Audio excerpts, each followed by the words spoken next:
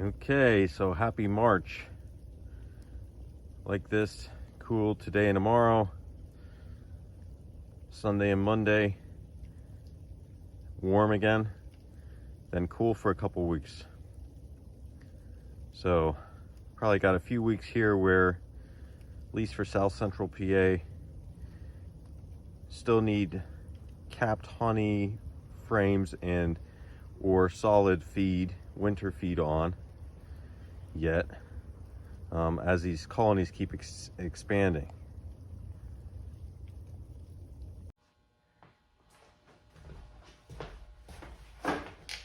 So here we are in early March, and I can't say this is not crazy weather because it really is. But it seems like, we see this sort of thing anymore.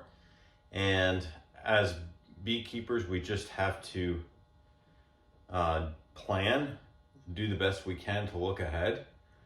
I don't think we can stick very strictly to a set historic calendar map as far as what we're going to do at certain times of the year. We can do that kind of in general, but we have to be flexible and we have to be watching the weather a couple weeks ahead.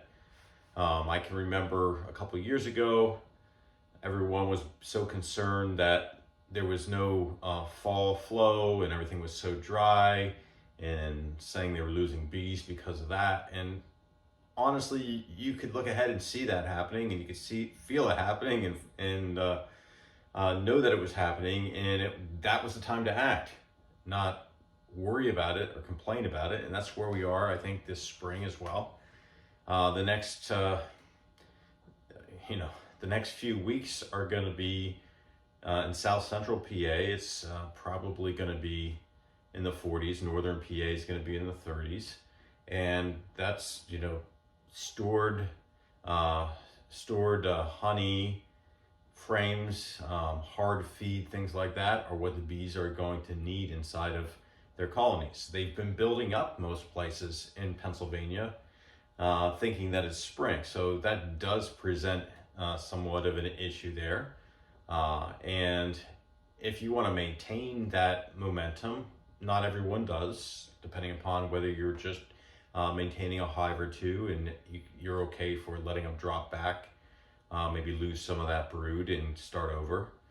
If you were trying to expand, make splits in the spring, or increase your operation, you may not want to lose that momentum.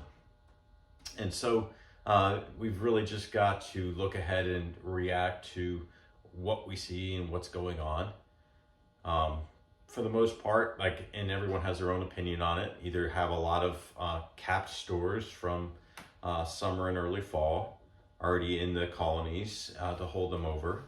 If they're very large colonies, like you could see in our video, we've got some triple deeps going on. You might think that's a little crazy, but that's the result of the weather. We don't ever have triple deeps this time of year, and it doesn't worry me. It's fine. Those are going to be great colonies for splitting this year, as long as I monitor things, because they could easily end up with issues and starve, but it's not something to worry about. It's just knowing that they've got to be managed a little bit differently. So they've still got reserves in there, but as they get large, they can burn through those reserves when there's no nectar coming in. And around here, we don't get noticeable nectar depending upon the weather, usually until late April. Maybe early April, we can get some small bits of nectar coming in, but nothing that significant on most years. But who knows, how warm it will be in April. So right now, we're just relying on their honey stores. And in the cases of some of those large colonies, they're going to need more than the honey stores. So they're going to have some kind of hard feed, whatever one you choose to do, often based on price. Like a lot of people are into the Hive Alive fondant. It works fine and the bees like it. It's a little pricey, but that's an option. You've got Dayton's winter patties, Man Lake's winter patties. You can make your own. You can do Mountain Camp Sugar, 90-10 fondant from a Baker Supply. The bees love that as well. Take that down really easily. They're not really doing the liquid feed thing this time of year, obviously, so you're relying on those, that hard feed, that cap stores, things like that. Now, I expect in about 3 weeks, and again, we've got to watch the weather here, but I expect by the end of the month, weather should be okay. You're getting into the 50s, where, especially down here in Cumberland County, PA, where you can start thinking about liquid feed until a nectar flow is on for those very large colonies, and especially the ones that are going to be split. And so the end of the month, we will have here at our farm shop, we'll have outside, we'll have spring feed, spring syrup. If that's something you want for convenience, we are going to put into the syrup this year, not any preservatives, but we will put in the Apes biologics. It's with Ian Stepler. If you watch any of his videos, he calls that rocket fuel. And it mimics the other ingredients that are naturally found in nectar. And so that's going to be added to all of our spring syrup. We'll be having that, we'll fill your gallon container, fill a larger container, or we're going to have some ready to go gallon containers this spring, starting the end of March as well, with an option to recycle back the container and get a little bit of refund there. So we'll have that in stock. We will have pollen patties, global patties, as you know, we like those with the real pollen in there for any colonies that might need it before you have more of a major pollen buildup. And you got to remember, even we've got pollen, and we always have early pollen from various sources, but it's your really strong colonies usually who bring that in.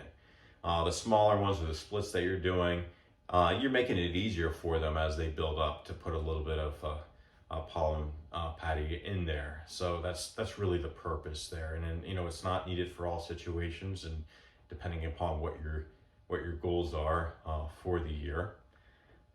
But my overall point is this is strange weather. I'm sure we're going to hear now people complaining about losing bees starving out, etc.